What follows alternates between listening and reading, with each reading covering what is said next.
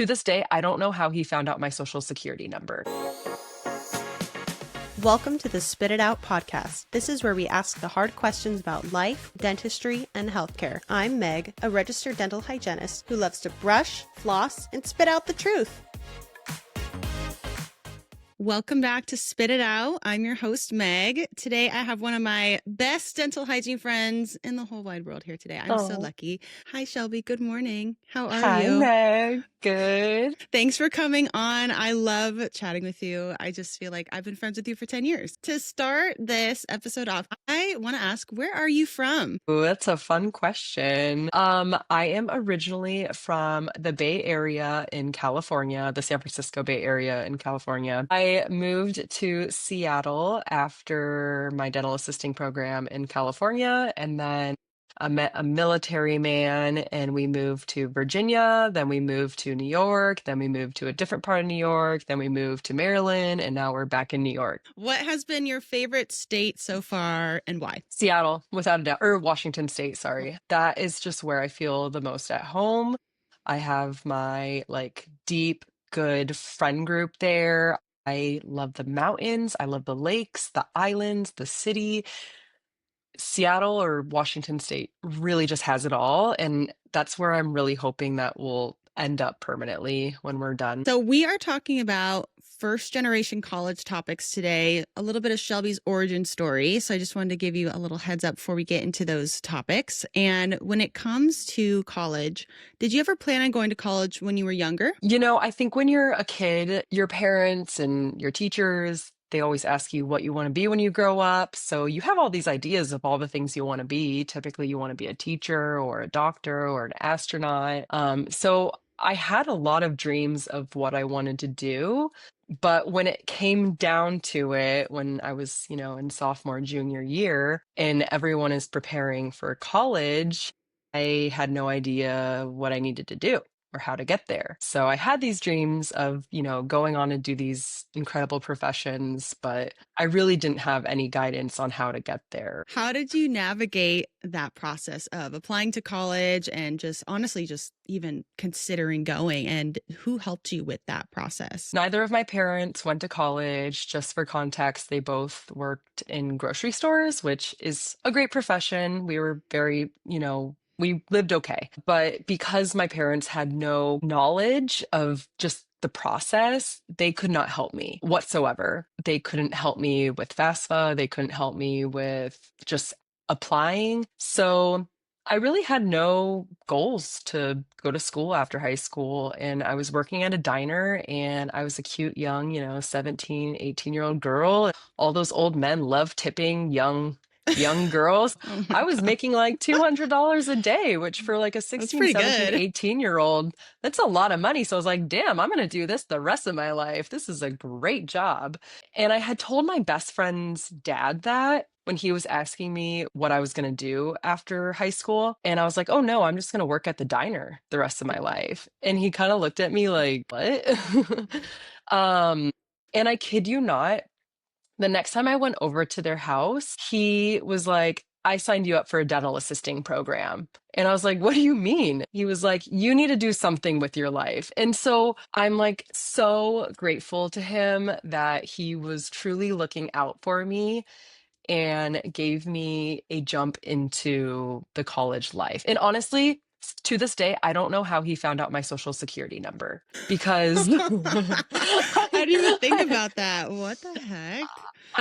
I don't know how. I really don't know how, but he applied to a dental assisting program for me. And he also applied for a Pell Grant, or it was some kind of grant specific to California. And I think it's some grant where basically the first 2 years, if you qualify, you only have to pay $42 a quarter. And that was back in 2013. So I don't know what it was. So he did all of this work for me without my knowledge.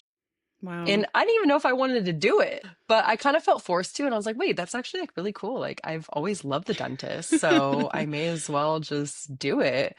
So that's kind of how I got started into the college process. Luckily, I had someone just really looking out for me who cared and loved me so much. Did he work in the dental field too? No, he was like an engineer, but his oldest daughter, who's my best friend's older sister, she did dental assisting and then became a hygienist and is now an instructor. So I think he saw his oldest daughter go through it and saw the type of career that can come from being a dental assistant. And I think especially for someone who is a first generation college student, it can be a really incredible career. You can do a lot with dental assisting, expanding your profession to other pathways too, just from like a trade program. Did you have any Mhm. other mentors, maybe before your program or during your program, that helped guide you through any struggles that you encountered? For dental assisting, Hmm. I don't know if I necessarily had any mentors when I was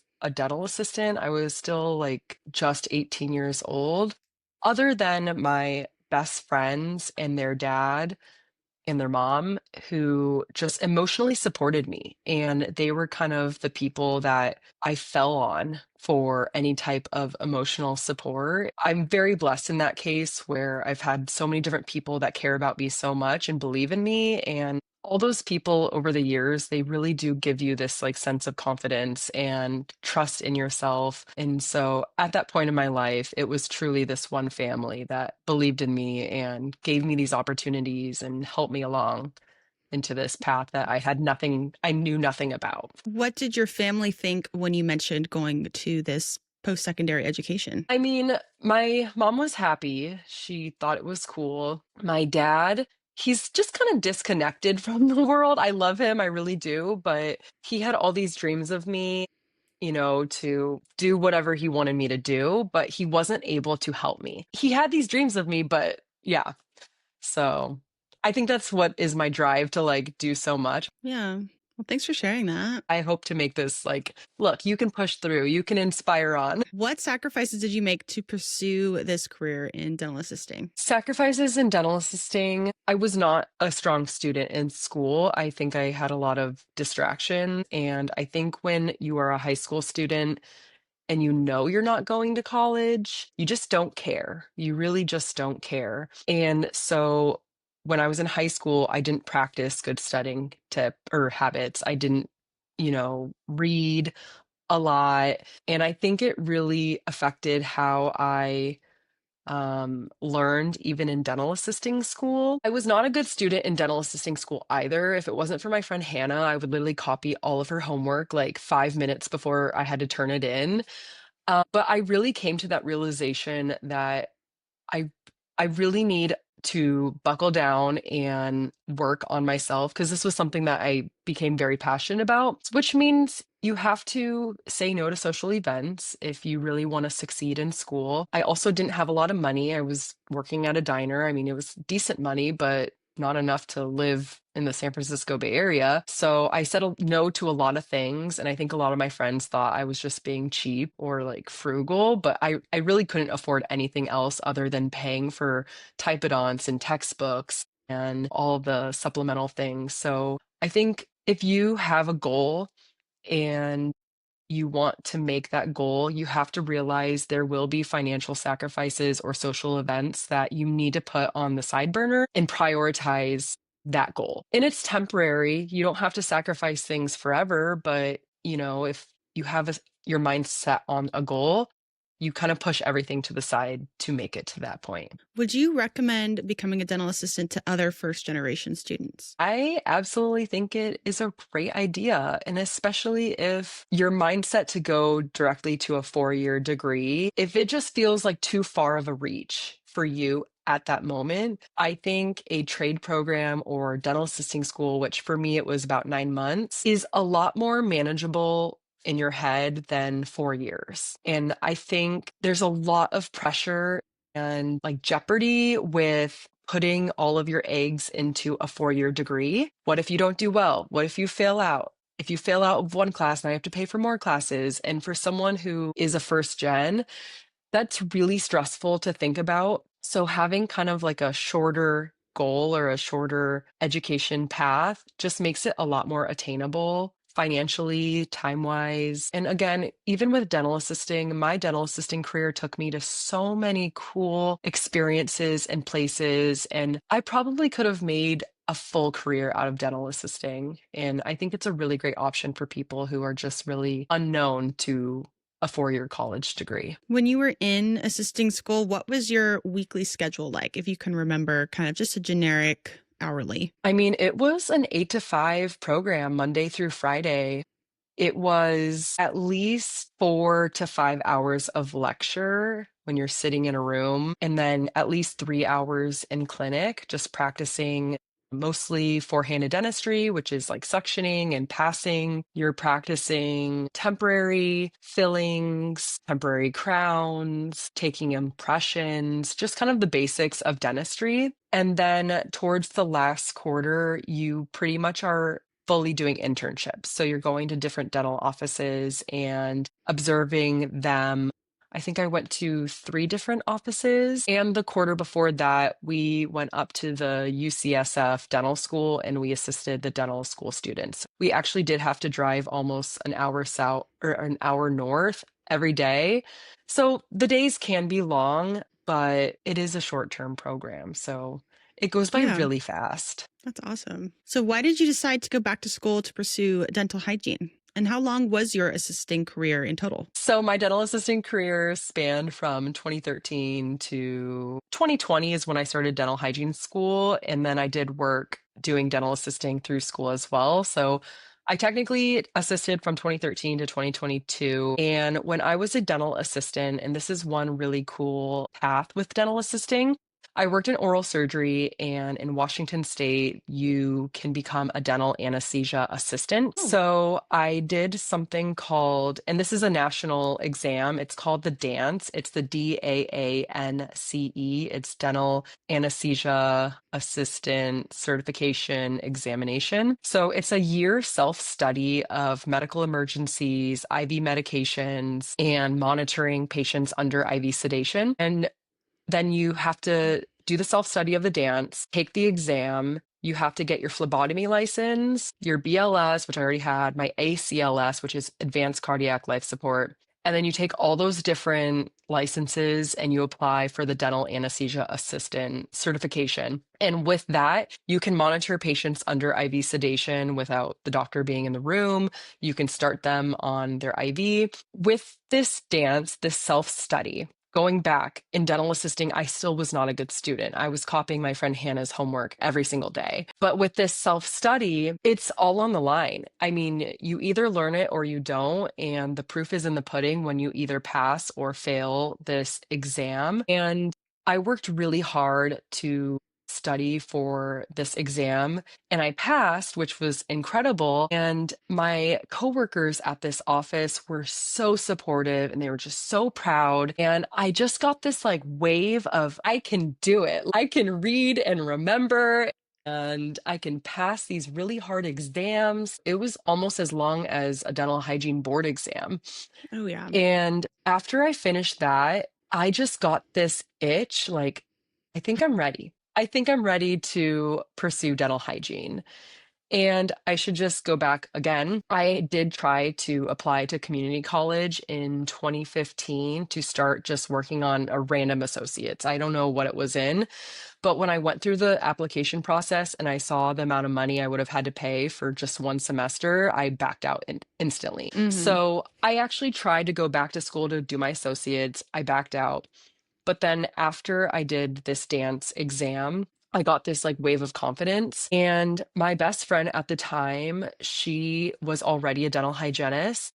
She worked at the first office that I briefly worked at. Her home was gorgeous. Her car was gorgeous. She had a perfect golden doodle. She just had the exact cookie cutter life that I wanted. Mhm. And so I finished this exam and I was like, okay, I've got this confidence that I can do well in school. And I also see my best friend living this beautiful life with her dental hygiene income. That is what I want to do. But I was also really nervous again to like go into the full degree. So I was dating my now fiance and he really helped me with the application process. Instead of going to school full time, I just decided for me and just the risks of going back to school, I was only going to take one class to begin with. So my first quarter, I only took an English class. And I think for someone where college is new, small steps are okay. And that is what is maybe best for you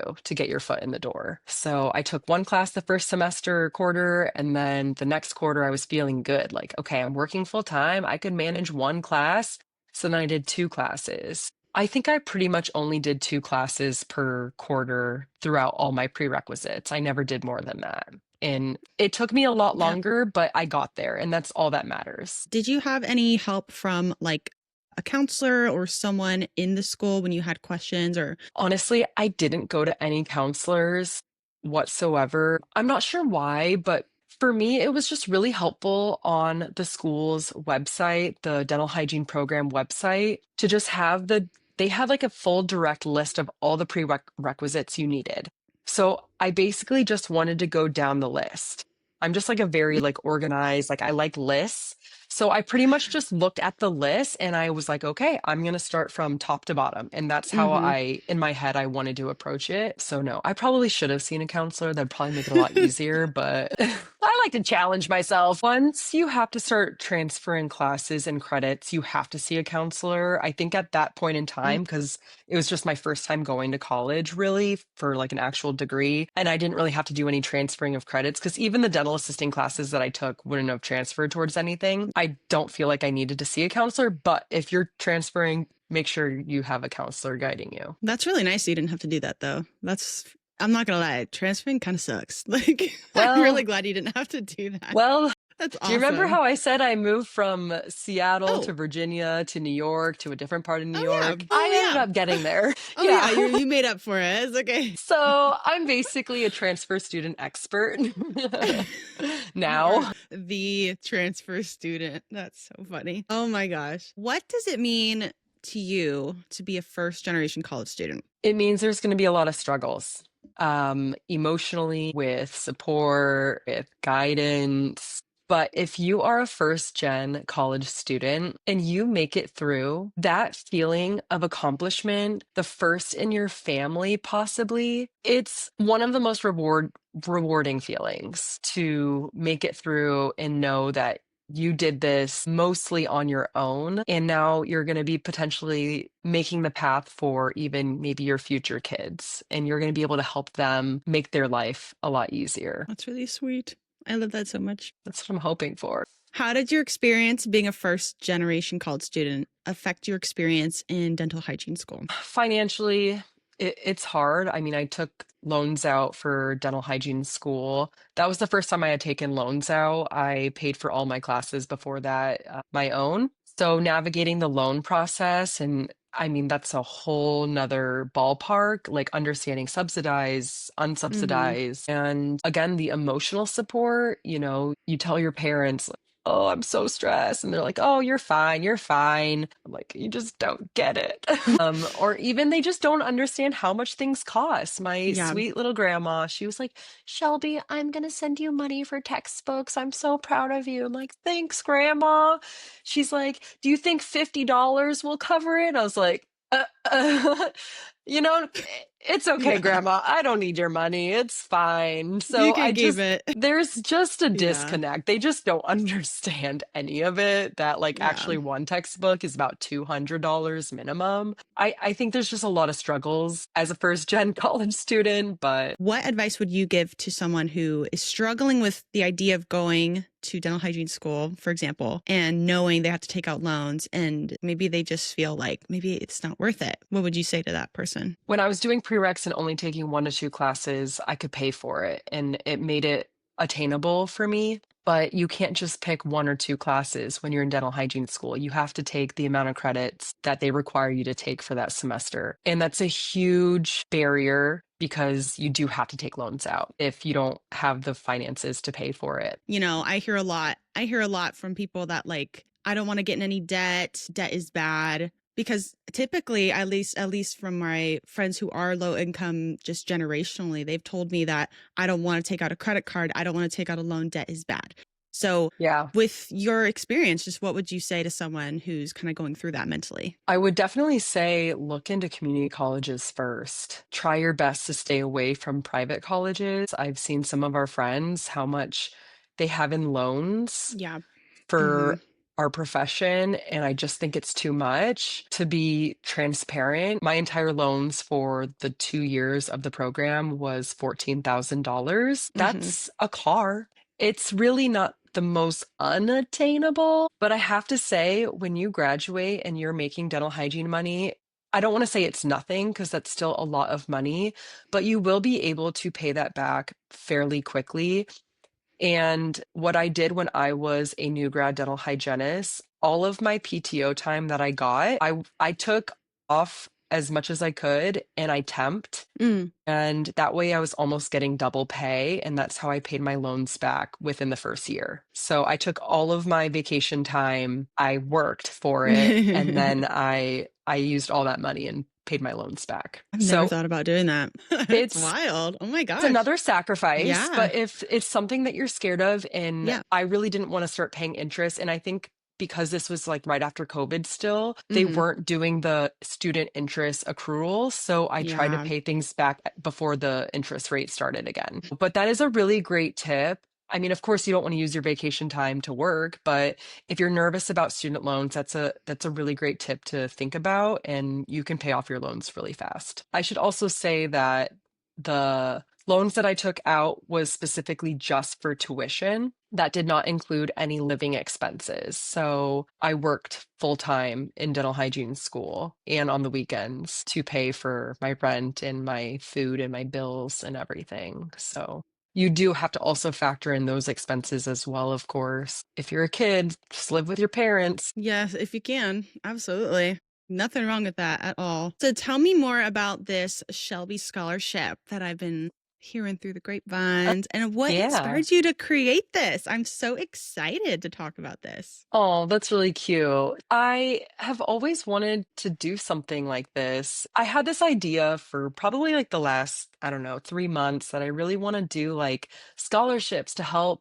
first gen students. But I'm also still in school right now, so I don't have a lot of money to give because I'm paying for school right now as we speak. So I wanted to do something for the holiday season and just start this like Shelby Scholarship. And I wanted to do $500, but I felt like for me right now, $500 is a lot for me to give because I'm paying for school. So I had reached out to Made by Dentists and I was like, "Hey Dan, I have this idea and it would really help if you guys could help me if possible." And so I told them that I would feel comfortable donating $250 to a first generation college student who's currently enrolled in a dental hygiene program. Oh my God, they were like so happy. They're like, "Please, this sounds so exciting." Then I felt better because I wanted to do $500, but $500 for me right now is a little too much. So the fact that like a really incredible oral care brand is willing to match what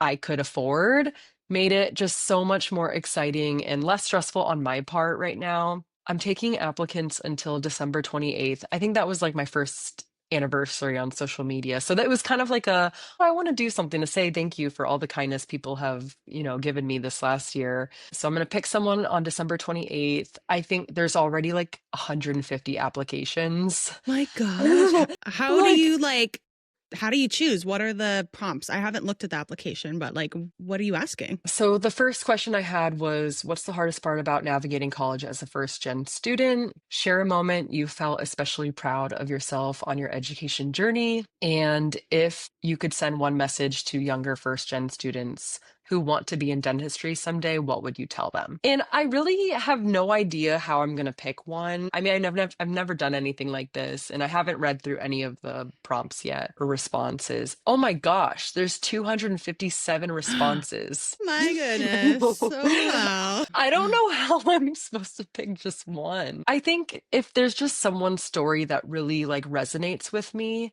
I feel like that's the person that I would pick. I don't know how I'll be able to tell. I just feel like when I read things and I can tell that someone's genuine and this would mean a lot to them. And again, I just really resonate with their story. I think that's how I'm going to pick. That's really cool though that there's so many people like reaching out to you. I think that's awesome. I loved your video. And then you mentioned you're going back to school. Why did you decide to go back to school to pursue a bachelor's degree? I love my job as a dental hygienist. I really do, but it is physically demanding. And I've already struggled with a couple neck problems, some wrist problems, and I do get a little nervous about my longevity as a dental hygienist. And especially if something happened permanently to me physically. So I decided to go back to get my bachelor's degree more so as a safety net. I think it will allow for more paths in dentistry, whether it's working in research or sales or marketing or education. I think it will just really open a lot more doors. And again, I finished my associates and I really just had this goal to finish my bachelor's. I'd love to say I'm the first one in my family to finish my bachelor's, but my brother beat me to it. But it's just a good feeling to know that you're making big strides. Like you're Mhm. changing your family's, dynamics. And my brother and I were the first in the family to get our bachelor's. And I got my bachelor's degree in dental hygiene, but like I just really had that goal too. I like was like, no, I want to get my bachelor's degree. It feels more finished for some reason. I don't know yes. why, but like I was really proud of myself. Like I get it. You know, Yeah. my dad was never went to college and neither did his side of the family. So on his side, I'm a first gen, but not my mom's side. So like when it came to me finishing and just going into college, he didn't really know anything about grades or GPA. He was just like, I'm just happy you're going. And he was just like, Oh, that's just really cool. And so I guess I don't have a similar story to you much at all, but I just think about my dad and how he was just like, you did it. I didn't, I never did that. And I was like really cool. And I don't know, it yeah. does make a difference. And I'm really excited for you to finish because it is kind of fun. It's exciting and it's Yeah. something you can use. I mean, I think so. Well, finishing my bachelor's it's just a goal of mine. I just want to get it done. I will not be getting my master's. I'm very clear on that. I've been in school since 2013, technically, and I'm just done. I'm Yeah. exhausted and I'm tired and I'm old. I'm not old, but I'm just over being in school Yeah. and I'm over the struggles. When are you going to Yeah. be done? Like, when's the graduation? What are you thinking? I'll be done December 2026. So I only have 2 more semesters. And it's really cool because in the first class that I took, my first group project, I actually met another dental hygienist. So her and I had become really great friends, and we've been trying to take all of our classes together and be in the same group project. So it's been kind of cool to like also be with another hygienist in this program and we're doing it together. It's weird that New York State doesn't have like the dental hygiene programs aren't bachelor programs except for at NYU. Everything else Hmm. is an associate's program. I just think it's like a little behind the times. I feel like most programs are bachelor programs at this point. What are the odds that you'd meet another hygienist? Like, that's so Yeah, cool. first class, first group project. So And what's I'm your degree going to be in? my degree is in business administration, and nope, it's not dental hygiene. I have some other ideas of maybe some other career paths I'd like to pursue someday, and I would have loved a degree in dental hygiene, but I'm always wanting to keep my options open, and I didn't want such a narrowed down degree. And I thought, well, maybe I think for me personally and what I hope to achieve someday, the business administration made sense because it's a very broad business degree. You take classes in all the different domains of business. So I was hoping that it would just be extremely insightful and more just helpful for what my future goals are. I think that's a great idea, to be honest. What is your biggest piece of advice to someone who may be considering a college education as a first generation student? I would say I have two.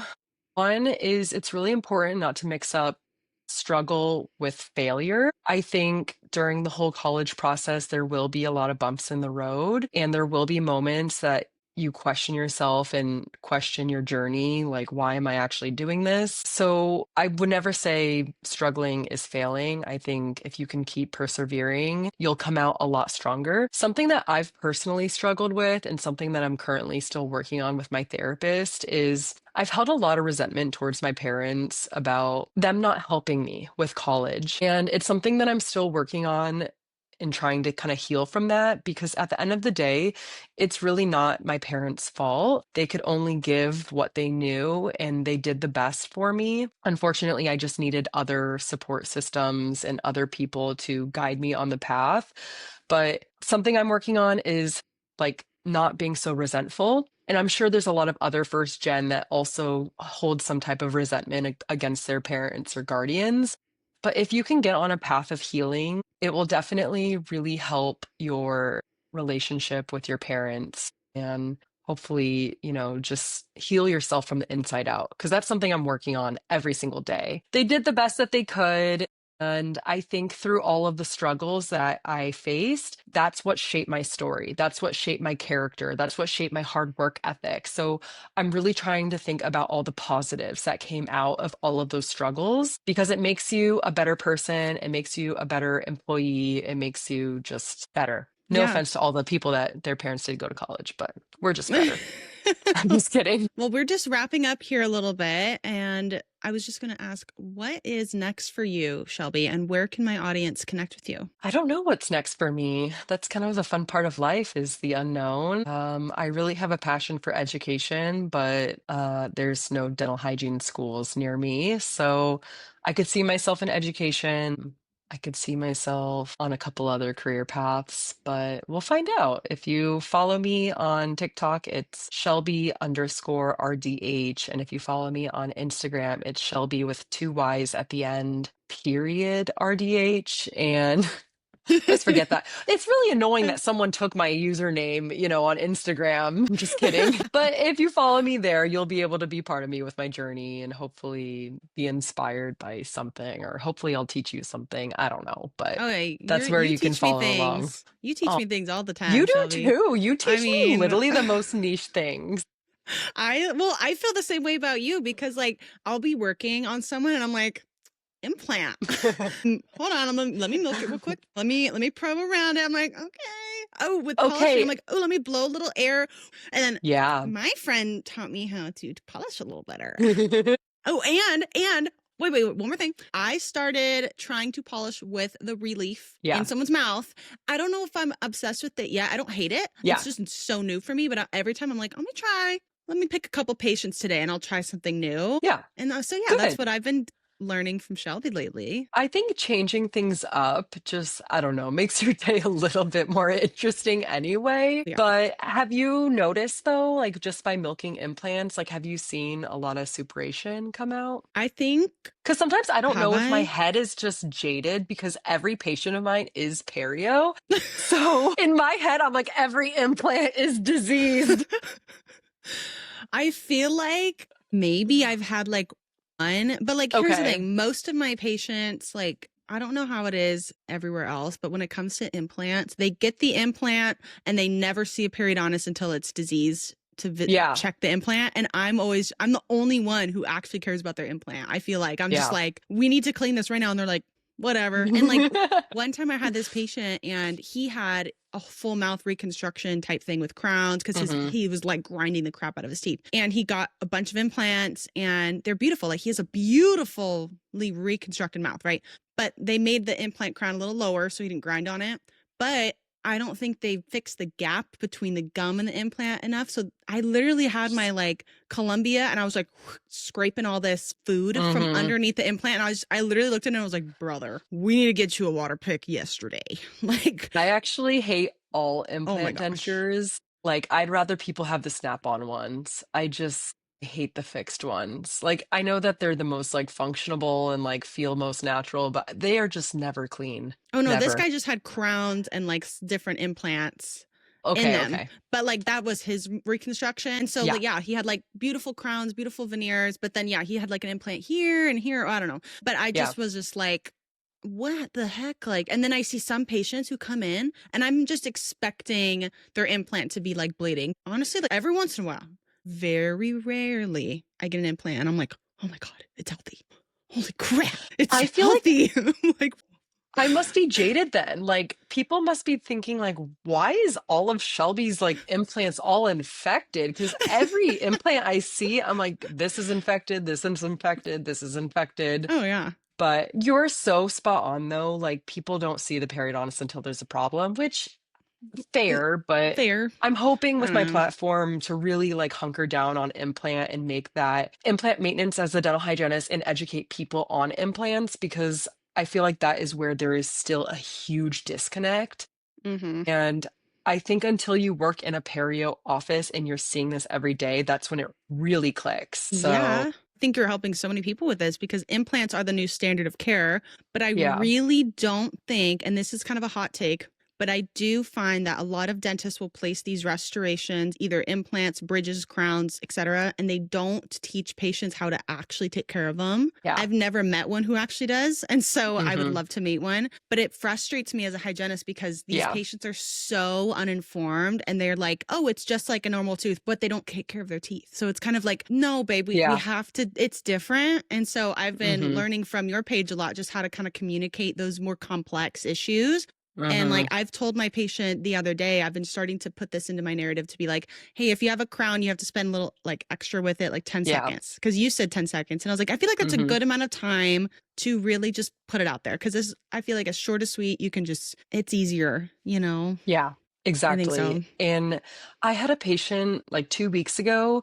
We just finished, it's like a 4 unit implant bridge. There's three Mm. implants in the front. And then he came to us because we like to double check the implant restorations after the dentist has made them.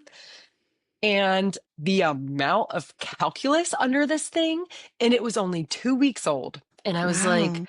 Oh my gosh. what did your general dentist teach you? And he was like, she said nothing, like she cemented it and I was out of the chair. Ugh, that, And oh, sometimes like I don't know if they're telling the truth or if like because I always want to give like the dental yeah. professionals the better, I don't know. No, the And benefit of the doubt. Absolutely. yes, Totally. I want to give them the benefit of the doubt, but anyways, it just really frustrated me that this guy, he paid our office, it was close to $10,000, and he paid her office $8,000, and you don't even give that time of the day to teach this man how to floss underneath this implant bridge or teach anything. I was very disappointed. No, and it's hard because I agree with what you're saying. You're like, I want to give the benefit of the doubt, but I haven't seen it yet. And me only working in a general office with, I've worked with multiple dentists who place a lot of these devices. And honestly, like, I just wish there was more like one-on-one education with that because I don't like it being so transactional. It's like, I put this bridge by, hopefully the hygienist will teach you how to do it right. But it's like, well, I didn't place the bridge. Like, I can teach you, Yeah. but like, what if I don't know? That's not really my hmm responsibility. Like it is, but it's like, okay, well, your dentist should also care about that stuff. So I really hope one day Yeah. we all work together a little better. I think when a patient gets their restoration, whether it's a bridge or an implant crown or whatever it may be, I think it really resonates with them when the doctor is telling them, you have this, now you have to take care of it this way. Like, because then if they come back in 6 months and now the hygienist is teaching them for the first time, they're like, well, does it really matter? I haven't been doing that the last 6 months. So I don't know. I just think it's really important to give that education. Oh, yeah. And then last thing on this topic, but there was a dentist on TikTok that I follow, and he had a really good point. He was like, he was just like pretending to talk to a patient. And he was like, I'm not going to put this restoration on you unless you start flossing. Cause why would I invest my time putting a bridge on you if you're not going to take care of it? I don't want to redo it in 2 years because you Yeah. get a cavity on it. And the patient's like, you're not going to do the work on me if I don't take care of it. Like he was stunned. And the doctor was like, no, why would I do that? That's not good for you. Like, Yeah. no. And I think more dentists should be like that. And I hope they are, honestly. Like, maybe I'm just Yeah. not seeing it, but I think that's such a great practice. I really do think so. I think that's awesome. I have a couple takes. If you're not taking care of your wisdom teeth correctly, get them out. Get them out. If you have a bridge and you're not cleaning it, you don't deserve the bridge. Like I Yeah. 100% agree with that. I tell my Yeah. patients this all the time. Like I hate your wisdom teeth. I You hate hate your them. wisdom teeth. Why do we have them? Oh my gosh. I don't know if you see this sometimes, but I'll get a patient and they have two left and I don't know why. Like they'll come in, I'll take an FMX and I'm like, oh, you still have 2 wisdom teeth. Yeah. Why? And they go, well, the doctor said they're fine, so they just didn't take them out. And sometimes I know that there's like nerve issues and stuff, but like Yeah. I had a patient the other day, she goes, I had to fight them to take out 2 of them. I don't know the details, but Yeah. I get the funniest stories, and it's always with the wisdom teeth. Like I always get the confusing, I don't Yeah. know why, like the dentist wasn't clear. And I'm like, I don't know either, but it sounds a little And funky to me. I have no because idea. I've worked for oral surgeons, so let's say I worked for 3 oral surgeons. The first 2, any wisdom tooth, it needs to come out. Doesn't matter. Yeah, They need to come fair. out. The last one was very conservative. Like his Mhm. belief was if there's not a problem, it doesn't always have to come out just because it's a wisdom tooth, which I did not agree with him because I don't think it's if there's a problem, it's when there will be a problem. Yeah. But it was weird. Like he would only remove like some teeth. And I'm like, now I Oh, feel like everything is off balance. that's funny. Oh my Yeah. gosh. So it was interesting working for him. He was very conservative about pulling any teeth, I like to tell which, patients kind of why we're getting them out in the first place. I feel like a lot of patients Mhm. resonate with the why. Why are we flossing? Why are we brushing? Why do I need to get my wisdom teeth out? And I'll show them their picture of their crazy impacted tooth. Obviously, it's like this in their Mhm. mouth, and you can see the bone like Mhm. disappearing right here. And I go, Disintegrating. And I'm just like, well, you see this little hole? I can't get in there. And the bacteria love to get in here. And this tooth might have to come out. And this tooth might have to come out. And I don't want you to have that because then this tooth is going to start going down and you're not going to be very happy. Trust me. But it's nice because if you tell patients why and you show them and you Yeah. explain for like 1 minute, a little longer, it usually clicks. I've found like even with flossing, like no one really knows why we floss in my office. I've like chatted with most of my patients and I go, do you know why we do that? Or do you know why we use fluoride? And they're like, no, I have no idea. And I'm like, let me tell you. And it's just cool to see them I like like that light up. question. It's just really cool because, you'll ask patients, oh, do you want to do fluoride varnish? And they go, no. And I'm like, oh, do you know why we do it? No, I just don't know what that is. And so it's just kind of cool because you can have that educational experience and they're like, holy Yeah. crap. Like no one cared to dive deeper because I think a lot of people Yeah. are afraid of asking those questions, to be fair. I think Yeah. sometimes those But at questions the end aren't of for the every day, we're patient. healthcare providers, like Yeah. sometimes it's awkward to have these questions, or sometimes we're just like, we're running behind and, we don't take the time to like educate. But I think that's where we can fail as healthcare providers is not taking the time with each person. And I think Mm-hmm. the education is the only part that keeps me excited about the field, honestly. Like, Same. if I'm just like polishing and ultrasonicking all day long, I'm bored. But having those kind of engaging conversations, and I really like your prompt. Like, do you know why? Do you know Mm-hmm. why? Oh yeah. You're right. I think that's important. I love teaching patients why we floss and why we use fluoride because I've noticed I think 80 to 90% of people have zero idea about any of it. And it's really cool because I've been playing with how I talk. And then, Hmm. like you said, like with the education, it does keep it kind of fresh. And so TikTok's been great because I learn new ways to talk about things. Yeah. And I have mentioned this is my new thing and I'm testing it out. But when it comes to flossing, I will kind of say, so you have these little pockets, that's what I'm measuring, and you have bacteria and they love to just sit in there where you can't reach it. But if we get some floss in there, even if a pick and we, mix it up a little bit, it's not going to have enough time to reproduce as much because it really likes Yeah. to sit still. It loves to just stay there. And for some reason, Yeah. when I That's a say that, great point. I notice some patients go like I literally have never known that. And I know it's such a basic, like I'm cutting out most of the things, but if you think about stagnant means reproducing bacteria. Mixing it up, it can't do that. It's such a simple thing, but I do think some people Yeah. are like, didn't know that. That's kind of cool. And so I don't know. I don't know if that makes sense, but I think it's kind of Yeah. fun to No, and that's change a it. great answer for the people who are like, I thought flossing just pushes stuff back up the gums. Yeah. Yeah. No, it's so fun. But Like, if that was yeah. the case, why would we constantly be recommending floss? Thank you so much for watching, and I'll see you in the next one.